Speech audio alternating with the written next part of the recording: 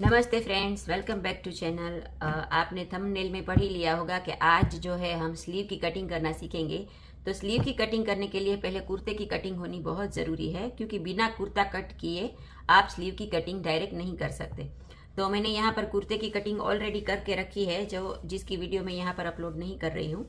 तो मैं आपको पहले मेजरमेंट बता देती हूँ कि जो क्लाइंट का मेजरमेंट है वो आर्म होल जो है वो है 19.5 और उसके अपर आर्म की जो गोलाई है वो है 16। तो हम 19.5 का जो क्लाइंट का आर्म होल है उसके अंदर मैंने 1.5 इंच एक्स्ट्रा करके उसका जो आर्म होल है वो मैंने 21 का निकाला है। ठीक है, अभी 21 का आर्म होल जब निकलता है ना, तो हमें उसको दो दो सेक्शन में डिवाइड करना होता है, जहां पर आगे का सेक्शन जो होता है वो 1 इंच ज्यादा रहता है पीछे के सेक्शन से। तभी हमारा जो आर्म होल है वो परफेक्ट बैठता है, क्योंकि जो आगे की गोलाई है वो थोड़ी डीप होती है पीछे की गोलाई से। तो हमें ऐसे ही आर्म होल कट करना होता है। तो यहाँ पर जो मैंने आर्म होल है वो कट करके रखा है, मैं आपको एक बार नाप के दिखा देती हूँ। तो यहाँ पर जो है वो स्टिच की लाइन है, तो मैं हमेशा यहाँ से कट किया है। तो यहाँ से हमें यहाँ पर आर्म होल की जो है वो लेंथ नापनी होती है। तो जो आगे का आर्म होल है वो थोड़ा 1 इंच ज़्यादा होता है, उसकी वजह से ये आ रहा है 11। और ये पीछे का आर्म होल है, तो अगर पीछे का आर्म होल हम नापेंगे तो ये आ रहा है 10 के आसपास। तो 10 और 11 मिलके 21 हो जाते हैं। तो अब हमें आर्म होल के हिसाब से और अपर आर्म के हिसाब से स्लीव की कटिंग करनी है। तो चलिए आगे बढ़ते हैं। तो यहाँ पर स्लीव का जो कपड़ा है वो मैंने अच्छे से बिछा दिया है, जहाँ पर बंद भाग जो है वो मेरी तरफ है और खुला भाग जो है वो सामने की तरफ है। ठीक है, तो जो लेंथ आ रही है वो है 18। मुझे 16 की लेंथ चाहिए, जहाँ पर 1.5 मीटर में अंदर यहाँ से मोड़ दूंगी और आधा इंच जो है वो यहाँ से मोड़ूंगी। तो 2 इंच मैंने एक्स्ट्रा छोड़ के 18 के ऊपर मार्क लगाया है। ठीक है, अब इसकी विड्थ नाप लेते हैं। तो जो आर्म होल है वो है 21 और अपर आर्म की जो गोलाई है वो है 16 का मतलब होता है कि आधा आधा करेंगे तो हमारा 8 आएगा। ठीक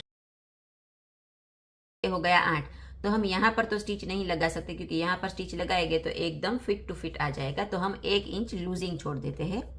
ठीक है, ये हो गया 1 इंच लूजिंग। यहाँ से जो बाकी का कपड़ा बचता है 1 इंच जितना, वो मैं एक्स्ट्रा मार्जिन के लिए छोड़ दूंगी। ठीक है, तो ये दो निशान, ये निशान नहीं लेकिन ये निशान जो है वो बहुत ही महत्वपूर्ण है। तो हमें यहाँ पर भी एक 9 के ऊपर निशान लगाना है।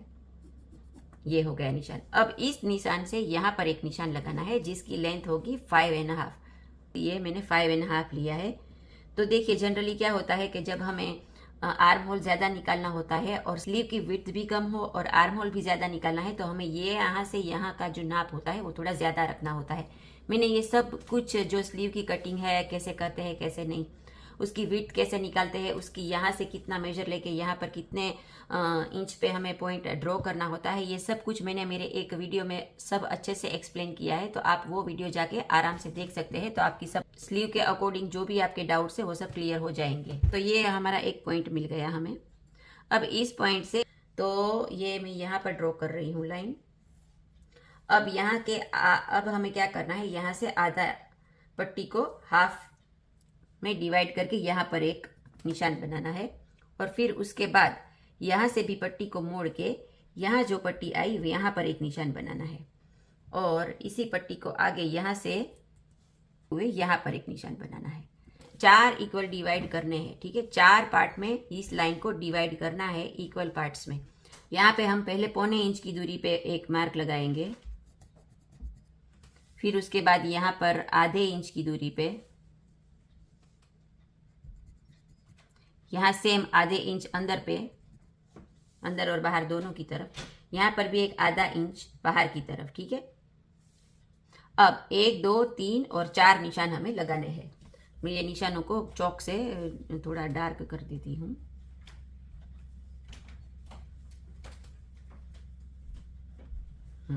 अब हमें क्या करना है, यहाँ से ऊपर जाना है, यहाँ से भी यहाँ जाना है, यहाँ जाना है और फिर यहाँ पर एक लाइन ड्रॉ कर देनी है। जो ये पार्ट हो, जो यहाँ से जो हम लाइन ड्रॉ करेंगे वो हमारे स्लीव के पीछे का हिस्सा रहेगा और आगे के हिस्से के लिए हमें सेम टू सेम वहाँ जाना है। यहाँ से हमें यहाँ बीच में आना है, फिर बीच से हमें यहाँ जाना है और फिर आगे निकल जाना है। तो मैं पहले ड्रॉ करके दिखाती हूँ आपको।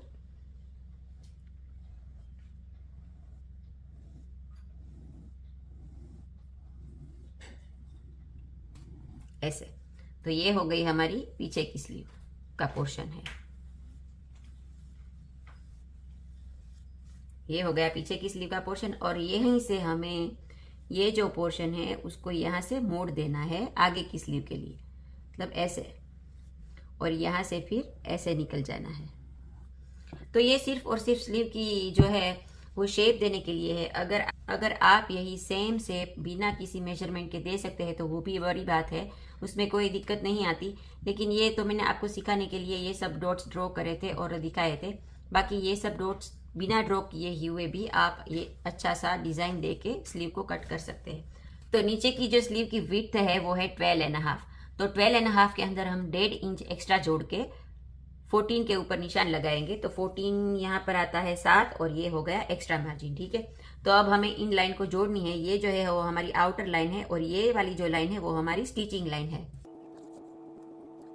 अब हमें क्या करना है कि जो हमने स्लीव का ये नाप दिया है, नाप जो भी लिया है वो हमारी आर्म होल के हिसाब से आना चाहिए। मतलब हमारा जो आर्म होल का मैंने आपको काउंटिंग दिखाया वो 21 आ रहा है, जहां पर 11 है जो आगे का आर्म होल है और पीछे का है वो 10 का आ रहा है।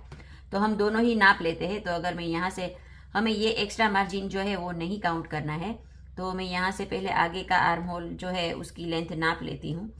तो वो मुझे कम से कम 11 के आसपास मिलना चाहिए, जो मुझे मिल गया है, ठीक है। तो ये जो है वो मुझे 11 का मिल गया है। और अब पीछे का नापती हूँ तो पीछे का मुझे अराउंड 10 के आसपास मिलना चाहिए। अगर थोड़ा बहुत आगे पीछे होता है तो वो चल जाएगा, लेकिन 10 से कम नहीं होना चाहिए। हाँ ठीक है, तो यहाँ पर भी मुझे 11 ही मिल रहा है, तो कोई दिक्कत नहीं है, वो स्लीव में फिर एडजस्ट हो जाता है।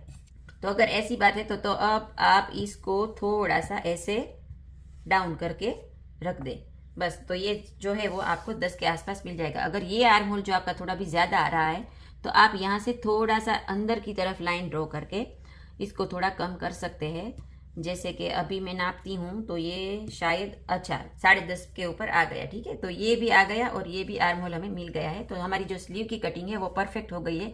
जब हम इसको ड्रेस के ऊपर चढ़ाएंगे तो हमारा थोड़ा भी कपड़ा जो है वो आगे पीछे नहीं होगा और परफेक्ट हिसाब से बैठ जाएगी। तो आई होप कि आज आपको ये जो स्लीव का कटिंग है वो समझ में आ गया होगा। स्लीव कटिंग बहुत ही इजी है। अगर आप इसको मेजरमेंट के हिसाब से चलेंगे तो वो आपको बिल्कुल भी हार्ड नहीं लगेगी, बहुत ही आसान है। तो आई होप कि आपको आज का जो स्लीव कटिंग है वो समझ में आ गया होगा। और अगर फ्रेंड्स आपको मेरी वीडियोस अच्छी लगती है, इन्फॉर्मेटिव लगती है और कुछ भी सीखने को मिलता है तो प्लीज़ वीडियो को लाइक करें, शेयर करें और चैनल को सब्सक्राइब कर दें। अब स्लीव को मैंने पूरा कट करके रख दिया है। स्लीव का जो ये पीछे का पोर्शन है वो मैंने कट करके रखा है। आगे का पोर्शन मैं अभी आपको कट करके दिखाती हूँ। तो आगे का पोर्शन जो हमने ड्रॉ किया है वो ये वाला है, ठीक है, ये। तो अब हम क्या करेंगे, जो स्लीव के 4 लेयर्स है उसमें से 2 लेयर ऐसे अलग अलग कर देंगे। इसको पूरा का पूरा ऐसे ही खोल देना है, ठीक है। तो यहाँ पर जो है वो एक स्लीव हमारी पीछे की है और एक स्लीव है वो आगे की है। तो जो हमने खोलने के बाद जो भी 2 स्लीव्स बचती है उसको हम आगे से कट कर देंगे कुछ इस। ये कट करने के बाद हमें यहाँ पर उसको निशान देने के लिए यहाँ पर एक मार्क दे देंगे, ताकि जब भी हम स्लीव चढ़ाएंगे तब हमें पता रहे कि ये वाला जो पोर्शन है वो आगे का है, तो हमें कोई दिक्कत नहीं आएगी। ये वाला पोर्शन जो है वो आगे रखना है और बाकी का जो पोर्शन है वो पीछे का है। तो स्लीव चढ़ाने के टाइम पे हमें कोई भी तकलीफ नहीं हो।